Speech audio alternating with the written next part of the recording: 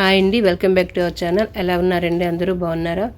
మేమందరం బాగున్నామండి. మీరందరూ కూడా బాగుండాలని ఆ దేవుని మనస్ఫూర్తిగా కోరుకుంటున్నానండి.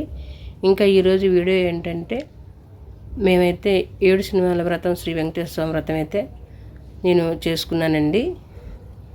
ఇంకా 7 వారాలు ఎలా చేసుకున్నానన్నది మీకు చెప్తానండి.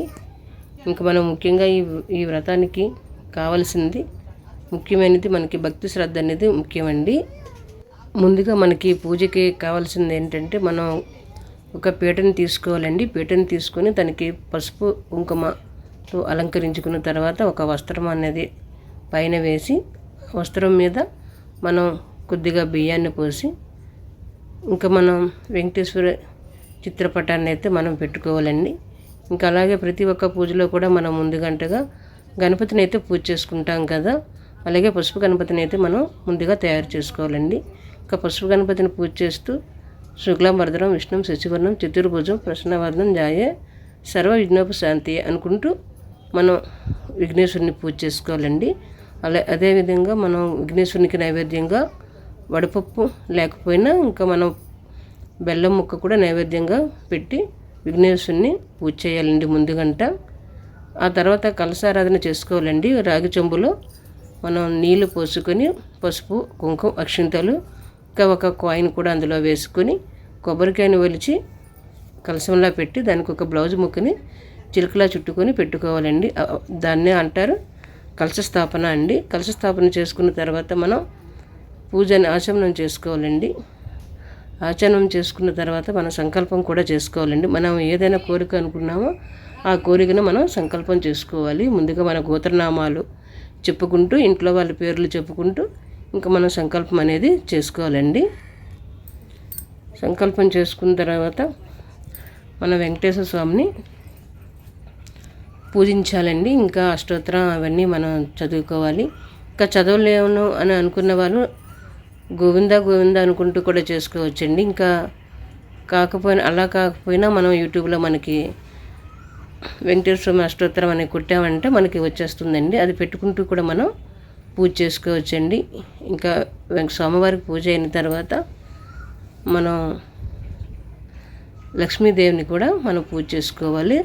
ఇంకా అలాగే పద్మావతి అమ్మ తల్లిని కూడా మనం పూజ చేసుకోవాలండి. ఇంకా ఇవన్నీ పూజ అయిన తర్వాత నామాలు, గోవింద నామాలు అనేవి చదువుకోవాలండి. ఇంకా వ్రతకథ కూడా ఉంటుంది, వ్రతకథ కూడా మనం చదువుకోవాలండి. ఇంకా పూజ అంతా పూర్తయిన తర్వాత మనం ఏంటంటే తీర్థ ప్రసాదాలు అనేవి వచ్చిన వాళ్ళందరికీ కూడా మనం పిలిచిన వాళ్ళకి ఇవ్వాలండి తీర్థ ప్రసాదం అనేది. ఇంకా మనం ప్రతి వారం ఒక్కొక్క దంపతులను పిలిచి భోజనం పెట్టి తాంబూలం ఇచ్చి సత్కరించాలండి. లేదనుకుంటే ఒక ముత్తైదునైనా పిలిచి మనం తాంబూలం అయితే ఇచ్చుకోవాలండి. అలాగా కూడా మీకు వీలు కుదిరినప్పుడు 7వ వారం లాస్ట్ రోజున మనం 7 ముత్తైదులను పిలిచి కూడా మనం తాంబూలం అయితే తప్పనిసరిగా ఇవ్వాలండి. ఇంకా తాంబూలంలో ముఖ్యంగా మనకి 2 ఆకులు, అలాగే ఒక్క కాయిను, అలాగే 2 అరటిపళ్ళు అనేవి ముఖ్యంగా మనం పెట్టుకోవాలండి. ఇంకా మనకి ఏమైనా ఇవ్వాలనుకుంటే గాజులు, అలాగే జాకెట్ ముక్క, ఇంకా వేరైనా పళ్ళు కాయలు పెట్టాలనుకున్నప్పుడు మన శక్తి కొలిది ఏవైనా తాంబూలం ఇవ్వచ్చండి. ఇంకా వెంకటేశ్వరునికి నైవేద్యంగా మనం ప్రతి వారం కూడా ఒక కొబ్బరికాయ, అలాగే 7 అరటిపళ్ళు అనేది మాత్రం తప్పనిసరిగా పెట్టాలండి. ఇంకా అదేవిధంగా నువ్వులతో చేసిన నువ్వులు ఇంకా పంచదార కలిపి మిక్సీలో చేసి దాన్ని ఉండలుగా తయారు చేసుకొని 7 ఉండలు అయితే తప్పనిసరిగా ప్రతి శనివారం నైవేద్యం అయితే పెట్టాలండి. మనకి కావాల్సినవి ఈ విధంగా ఉంటుందండి. ఇంకా నేనైతే ఇదే విధంగా అయితే పూజ అయితే 7 వారాలు కూడా కంప్లీట్ చేశానండి. ఇంకా చేసినాక నేను ప్రతి వారం అయితే తాంబూలం ఇవ్వలేదు కనుక లాస్ట్ వారంలో అందరినీ పిలిచి తాంబూలం అయితే ఇచ్చానండి. ఇంకా అలాగే 7 రకాల వంటలు అయితే నా శక్తి కొలది నేను చేసుకున్నానండి.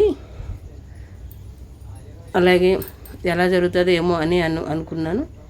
ఇంకా ఆ వెంకటేశ్వర మహత్యం వల్ల నాకు అనుకోకుండానే దంపతులు కూడా వచ్చారండి. వాళ్ళకి కూడా లాస్ట్ వారంలో భోజనం అనేది పెట్టానండి. ఇంకా అలాగే తాంబూలం అంతా ఇచ్చానండి.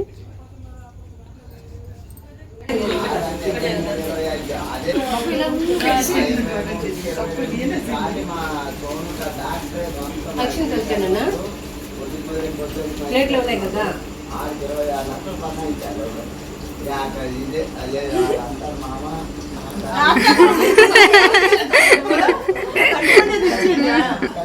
ఇంకా తాంబూలం ఇచ్చిన తర్వాత అయితే మనం వాళ్ళని దేవునిగా భావించి వాళ్ళ దగ్గర నుంచి మనం ఆశీర్వాదం అయితే తీసుకోవాలండి.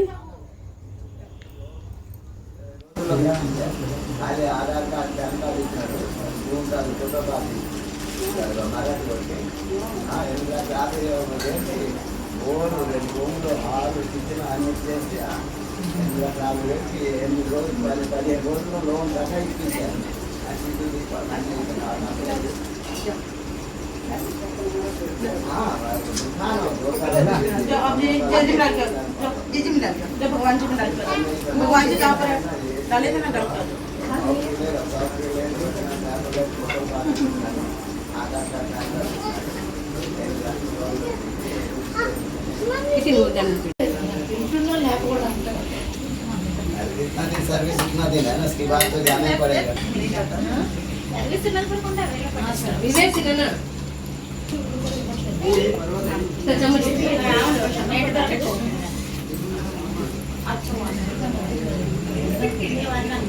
ఇంకా నాకైతే ఇంట్లో వాళ్ళందరూ చాలా హెల్ప్ చేశారండి, వంటల్లోనే కానీ ఇంకా పూజలో కూడా, పూజ అన్నింటికీ కూడా మా పాప ఇంకా బాబు అందరూ మా వారు చాలా హెల్ప్ అయితే చేశారండి. అలాగే మా పారోసులో ఉంటుందండి మా చిన్నది గారి కోడలు, మా తోటికాడలు, తను కూడా వచ్చి హెల్ప్ చేసిందండి, చాలా హెల్ప్ చేసింది. ఆ విధంగా అయితే మాకు చాలా బాగా మనసుకు ప్రశాంతంగా ఈ పూజ అయితే నేను కంప్లీట్ అయితే చేశానండి. ఇంకా మనం ఈ పూజ చేస్తుంటే మనసుకి ఎంతో హాయిగా ఆ రోజంతా ఇల్లంతా ప్రశాంతంగా అనిపిస్తుంటుందండి. మీరు కూడా ఒకసారి చేసి చూడండి, మీకు అనుభవం అనేది తప్పకుండా తెలుస్తుందండి.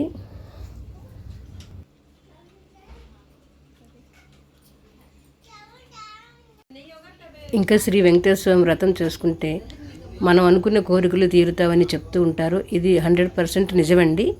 మీరు చేసుకుంటే మీకు కూడా అదే తెలుస్తుందండి, ఆ ఫీలింగ్ అనేది మీకు వస్తుంది, అది మీకు కూడా తెలుస్తుంది. 100% మనం అనుకునే కోరికలు నెరవేరుతాయండి. ఇదేనండి వీడియో. ఈ వీడియో మీకు నచ్చినట్లయితే మా ఛానల్ని తప్పకుండా సబ్స్క్రైబ్ అయితే చేయండి, అలాగే సపోర్ట్ అయితే చేయండి, లైక్ చేయండి, కామెంట్ చేయండి. థ్యాంక్ యూ అండి.